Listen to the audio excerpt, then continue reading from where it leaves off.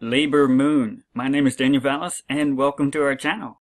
We've been looking at how the moon is under her feet, under the soles of her feet for a while here. It's not just a particular moment or even just a few hours. It's a time period stretched even over days, different dates on the calendar. It's a time period where we are to watch, and we're watching a sign that's recorded in Scripture and one that has a lot of significance to it.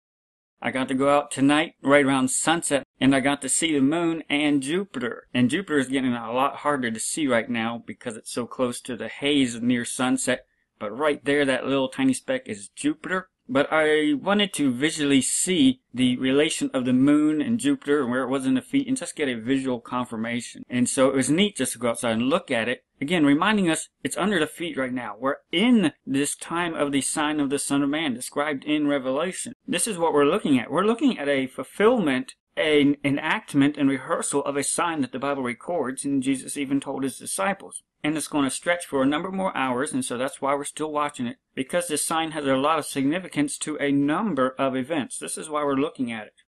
And we'll stretch a number of hours into the 24th UTC time. So there's still a window while we're watching this unfold, and we're also seeing world events unfold with North Korea. You can definitely tell things are about to snap with that, and all the earthquakes and so much that has happened, building in intensity from the time of the eclipse. I don't know if you've noticed that or really paid attention to the news, but things have really accelerated since the time of the eclipse.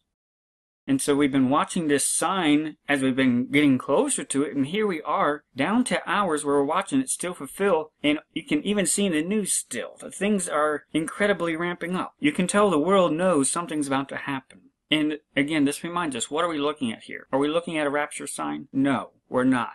At least this ministry is not. It's not necessarily a rapture sign. We're looking at it as the Revelation chapter 12 sign. A sign the Bible foretells us about, and Jesus foretold his disciples about, and that tells us events that will happen before it and after it. It's a celestial date marker that we are told we will know. We will know the day and hour, the hours even, of this event. It's meant to be known. We don't know the day or hour of the rapture exactly, but Jesus followed it up exactly in that same conversation by, that's why you need to watch, therefore. He does want us to watch, and he gives us a very good idea of when to watch. It's that exact same conversation that he gives us this sign to watch, the sign of the Son of Man. We won't know the day or the hour, but we'll have a very, very good idea of it. And that's even in that chapter. A lot of people rip that out of context horribly. We will know when we are to watch, but because we can't put on the calendar the exact moment, we need to watch. This is a command. We are commanded to watch. And so this is what we're going to do. We're going to watch the fulfillment of something we've been foretold about. The sign of the Son of Man, which is recorded also in the book of Revelation. It's a rehearsal of Christ's birth, the birth of Emmanuel. And so this is what we're looking at. We're not looking at a rapture sign. We're looking at the sign of the Son of Man. That's what it is. It's a celestial date marker meant to be known. It's a rehearsal of Isaiah 7:14. Therefore the Lord himself shall give you a sign. Behold, a virgin shall conceive, and bear a son, and shall call his name Emmanuel. And so this is something we have to keep in mind when we look at the celestial events that are going on right now. Don't read beyond the story. A lot of people are asking questions about, do we wait till she's done being purified from the birth? Do we wait till the time of circumcision several days later? No, those aren't in the story. That's not part of this sign. The sign ends at the birth. And so avoid speculation that goes beyond what this sign tells you it has in it, even Revelation 12. Revelation 12 ends at the birth. That's where this story ends. That's where the sign ends. To take it beyond that, you'll just be confusing yourself because you're adding something that's not there and then you start looking for it. No, keep your attention to the details of what the sign is and what it rehearses. And that's what we're going to look at. And so this is what I've been thinking of. The sign is about a virgin who gives birth. And this is what Revelation 12 tells us in context of other celestial events that are ongoing too. And so this is why I am studying the Revelation 12 sign, not as a rapture sign, but as the fulfillment of Scripture. This is what Scripture says, which means if it is truly the Revelation 12 sign, we should expect the details to be fulfilled. And it seems to be important, the emphasis on her laboring and travailing, and that the dragon is looking forward to the birth, but the sign is not fulfilled until the birth.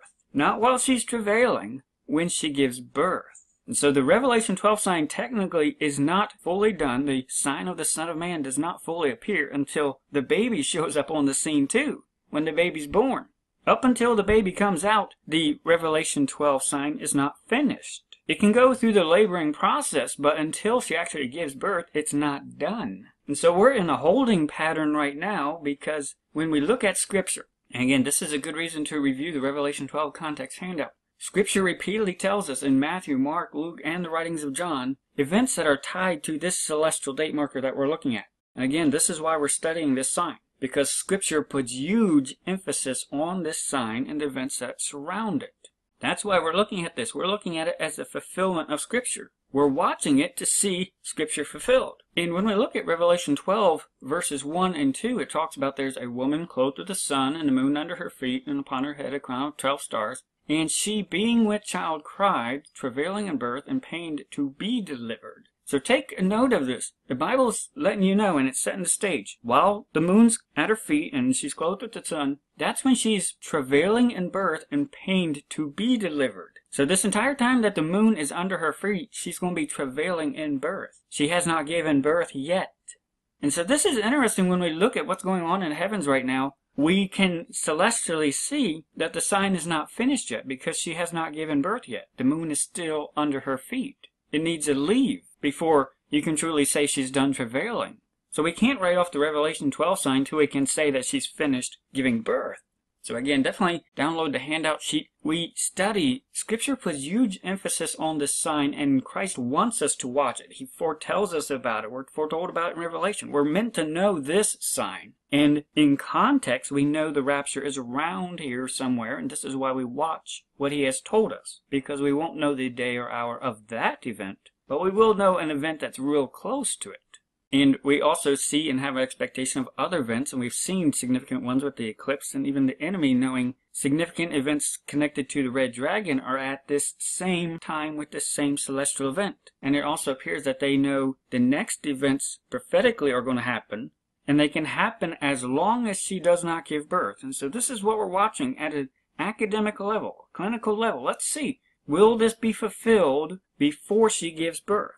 If she gives birth and we can truly say she has given birth, then we can write off the Revelation 12 sign and say, well, that wasn't it. But as long as she hasn't given birth, there's still room for the remainder of what has already started to be fulfilled to be fulfilled. So this is why we watch. We've already seen so much happen already. We have full expectation of the rest of it.